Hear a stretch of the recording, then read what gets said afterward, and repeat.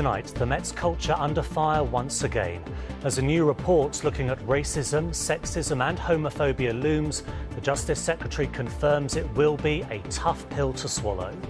It's going to be some difficult reading, but that's the way that we'll come up with the actions to change the system so women can have confidence in the police. Also ahead, remembering a business trailblazer. Ann Summers boss Jacqueline Gold dies at the age of 62.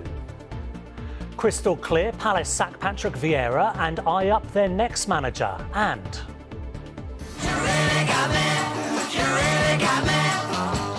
we really got them. Rock legends, the Kinks, join us to celebrate a very special occasion.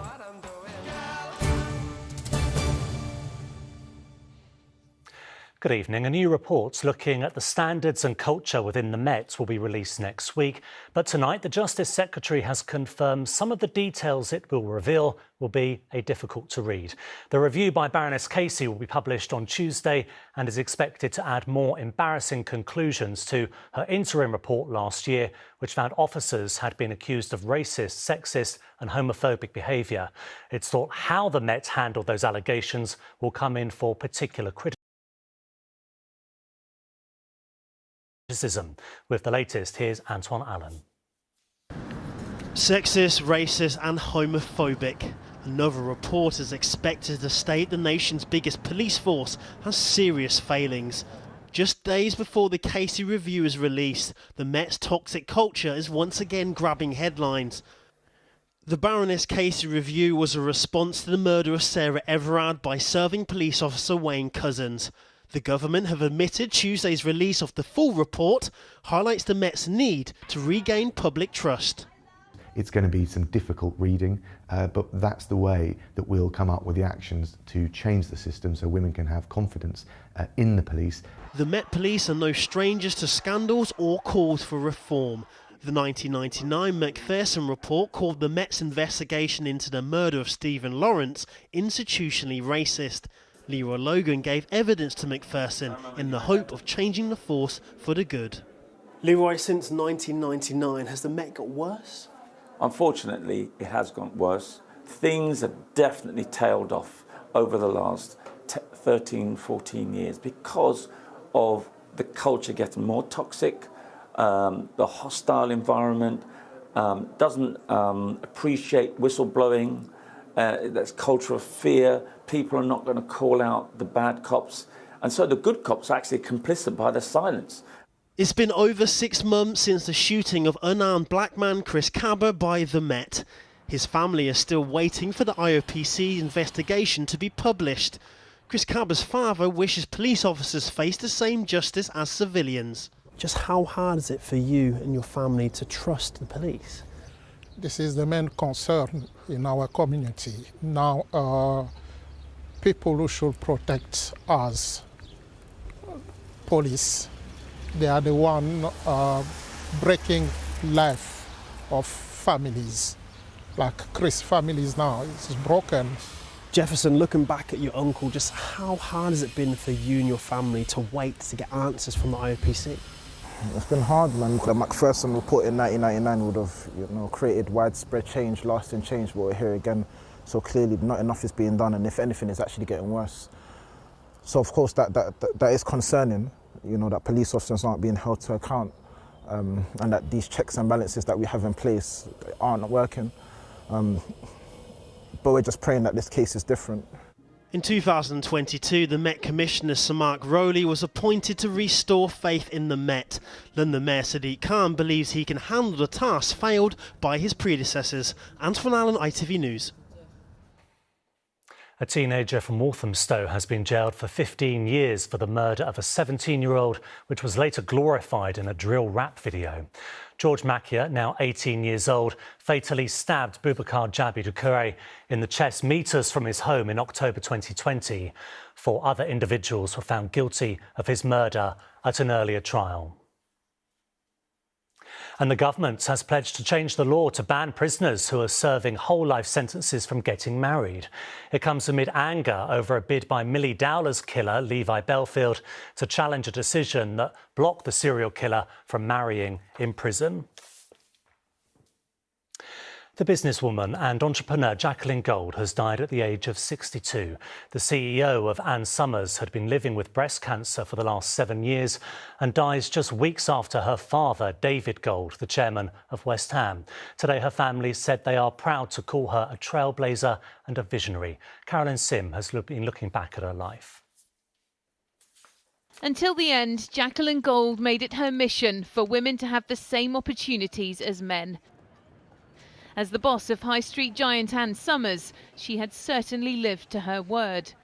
In the 80s, as a young woman brought up in Bromley, she braved an all-male business, transforming the brand, launching parties and focusing on female customers. She was way ahead of her time in terms of being a trailblazer, not just because she saw the commercial opportunity, but for what it was about, for what it was doing to empower women and to give them some independence and some control.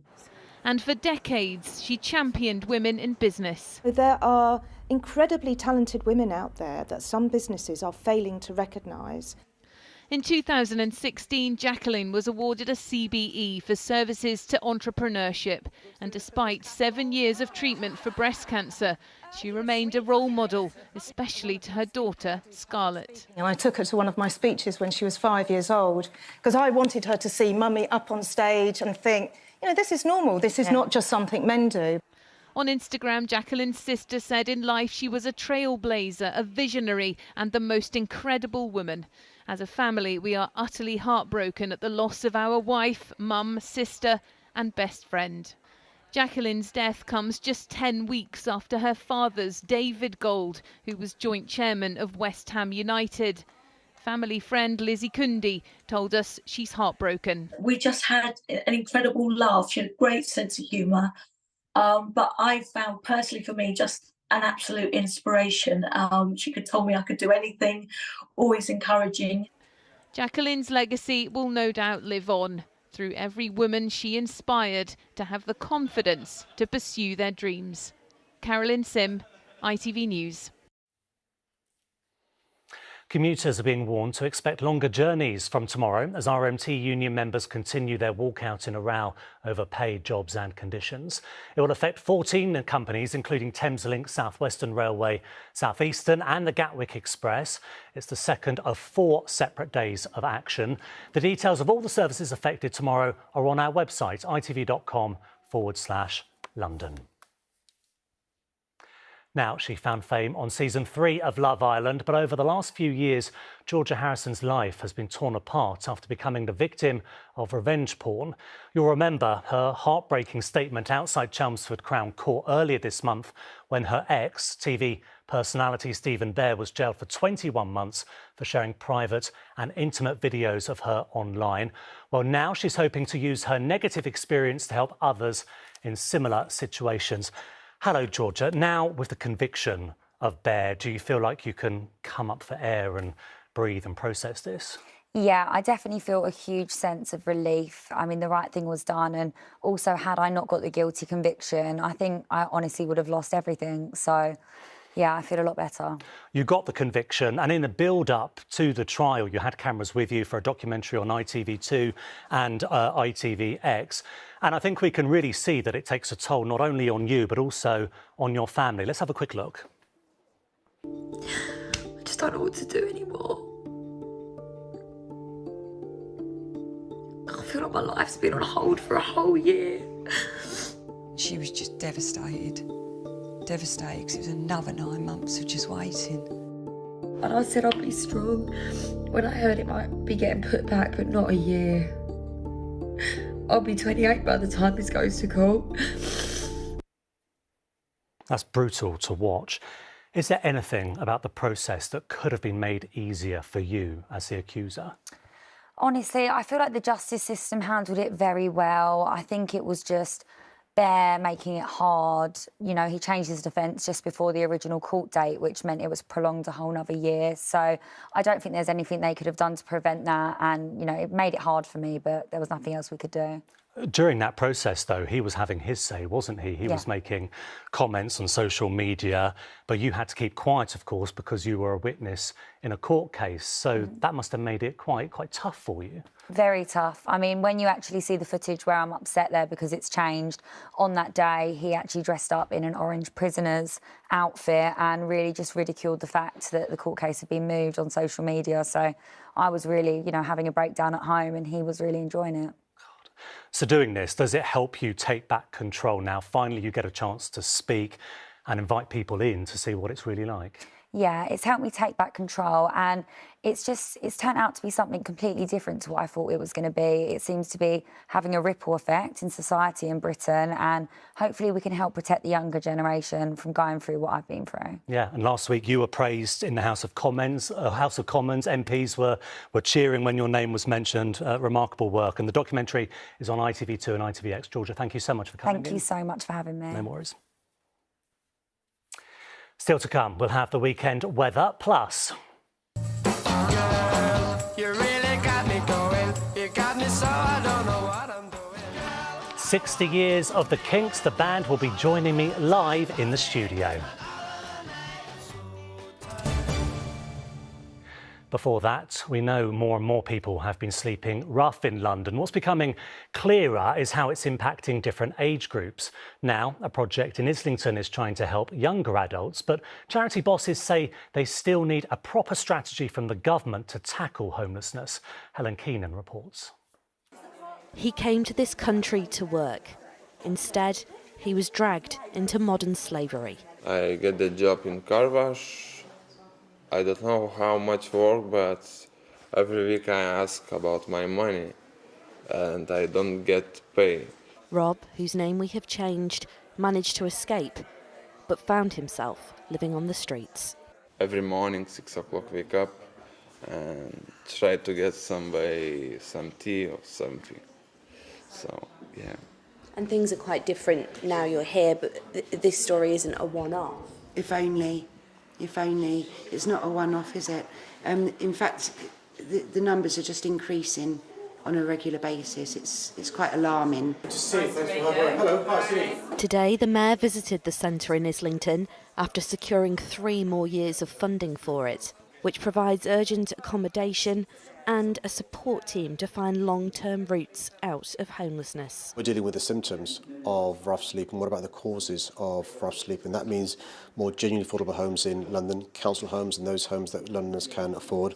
According to the government, London had the biggest rise in rough sleepers in 12 months, with just over 850 people sleeping rough in the capital last autumn.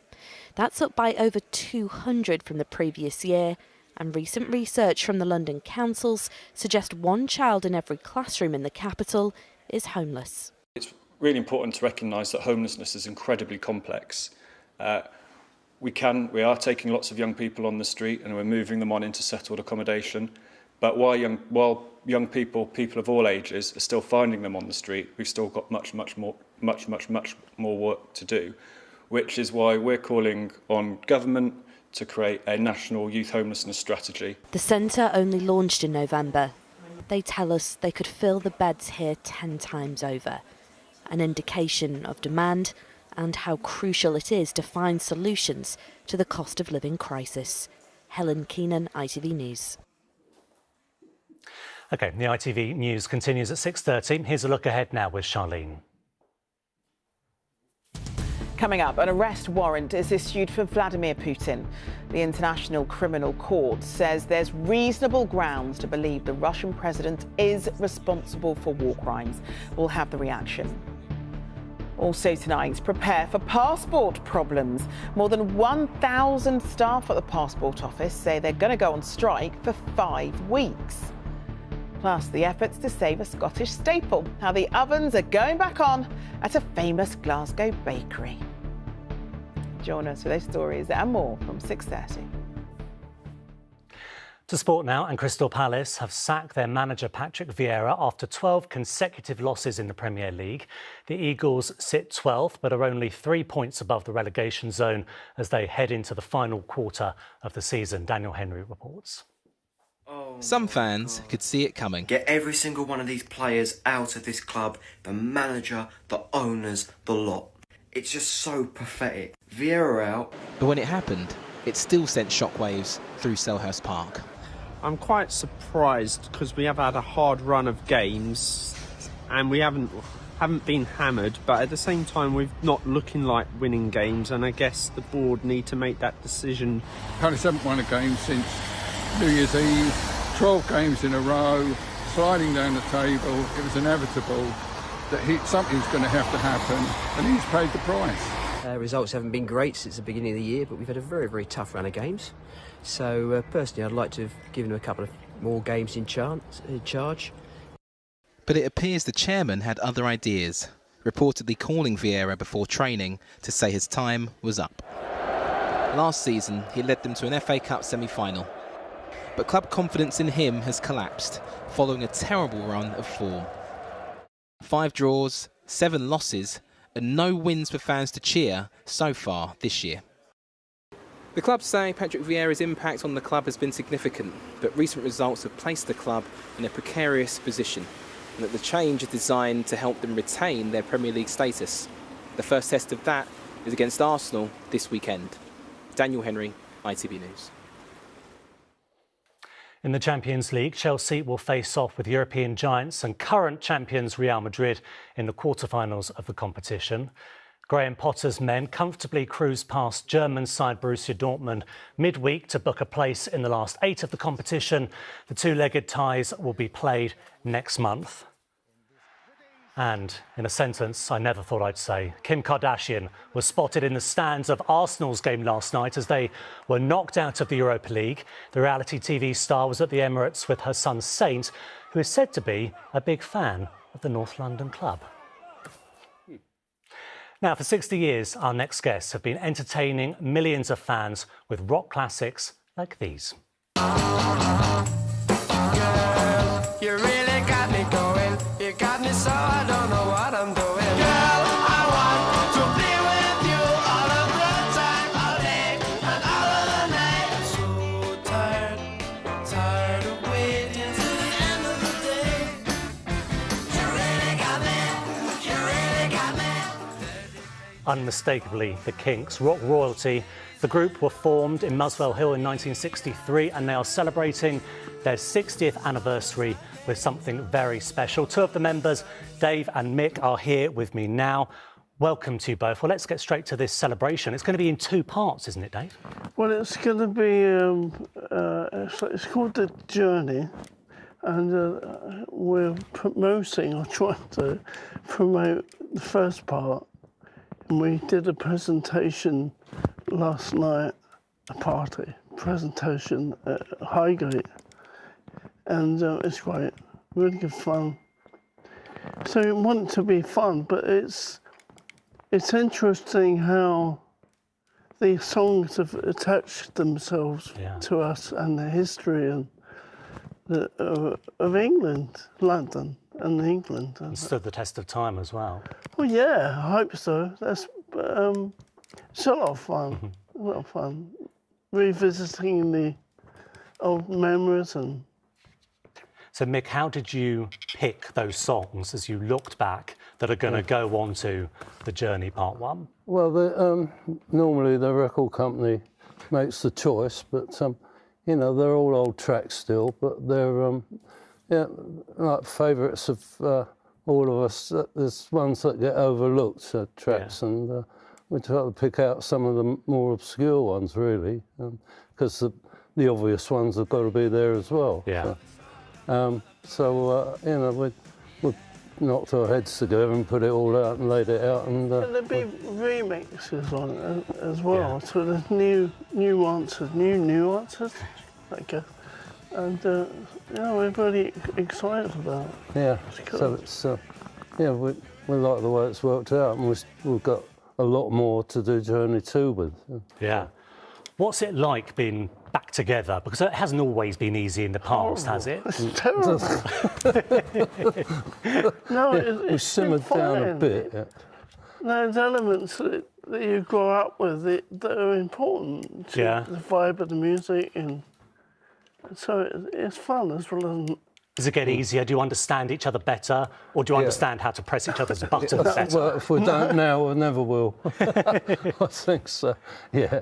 Yeah, well, That's fine. I actually left the band in 1984, so I've had a long time out of the band, but we owned a studio, so I used to work there. And Well, didn't you come a bit after the formation? Am I right in understanding? Weren't you the new boy? Can we still call you the new boy? Yeah, I'm the new old boy. Well, no, they've had a few since me, but no, yeah, I was new then because I joined in January 1964. Years ago. Trying to think back. Years yeah, ago 1964, January. So it's only 59 years for me. Gosh. That's really... I loved going through your songs and seeing the London influences, of course, the Muswell Hillbillies, Waterloo, Soho being, the source of Lola, a very good night out. How has London figured in your music over these decades? Well, it's a big part of it. I mean, the Londoners and our families and... my family grew up during 2 wars. So they had the Blitz and all the memories and vibes of the time. So when we were kids, we picked up on all these stories. So they mixed together with new ideas, like with new art form. Yeah. The 60s at the beginning. You're a young man. You wouldn't have been around in the 60s, would you? And it was a time for working class people really had a voice for the first time. Telling stories that hadn't been told. We're running out of time, but this is Journey Part 1. There's going to be Journey Part 2, and I understand some global events, which I'm fascinated to find out about, but that will be coming through the year. The record company will tell you, don't worry. Yeah, don't worry. Mick and Dave, wonderful to have you in. Thank you so much. Thank you. Gents, thank you.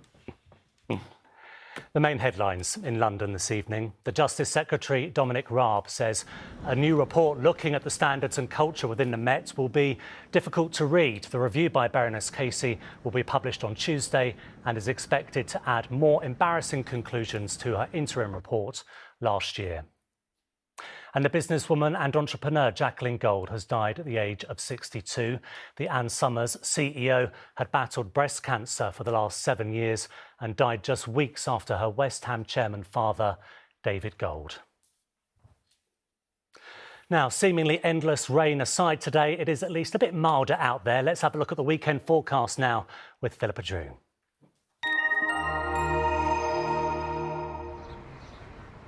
Feels like home. Whatever the weather. Valent Boilers and Heat Pumps sponsors ITV London Weekend Weather. Hello there. Well, the weekend is very nearly upon us. A bit of a mixed picture out there weather-wise. Through Saturday, sunny spells and showers. Through Sunday, altogether drier, but after a bright start, probably becoming a little bit cloudier. So low pressure has been very much in charge today, and it sticks with us through tomorrow, keeping those showers coming. But as we head into Sunday, we'll have a little ridge of high pressure building in from the southwest, and that will settle things down, at least for a short while. Out there at the moment then, any clear spells soon giving way to thickening cloud and showers continuing to drift across the region through the rest of the night, 1 or 2 of them perhaps on the heavier side. But with those increasingly cloudy skies and a southerly breeze, it will be a very mild night for the time of year. And in fact, temperatures in central London could stay up in double figures. Tomorrow morning then, a fairly cloudy start for many of us, a few showers around from the word go. And then as we get into the afternoon, whilst we'll see more in the way of sunshine, we're likely to also see a few more showers developing as well. Now, they will be quite slow moving because the winds will be fairly light, and 1 or 2 of them could well be on the heavy side, maybe even a little hail or the odd rumble of thunder. But of course, with those light winds, it means in the sunshine, it should feel pretty pleasant. Highs tomorrow are 13 or 14 Celsius quite widely. Now, those showers will continue on and off through Saturday evening, fading then overnight, and by Sunday morning under clearing skies, we could have a few pockets of frost developing. So a chillier start than we've had of late, but a bright start, and then through the day, cloud starts to increase from the west. But it won't be until the new week where things take a more unsettled turn with some further spells of wet and windy weather. Valent sponsors ITV London Weekend Weather. And finally, after making her West End debut in The Bodyguard a decade ago, singer Beverly Knight has rarely been off the stage. And now she has another credit to add to her CV after being cast as the daughter of the suffragette Emmeline Pankhurst in the musical Sylvia. Anila Dami went to meet her.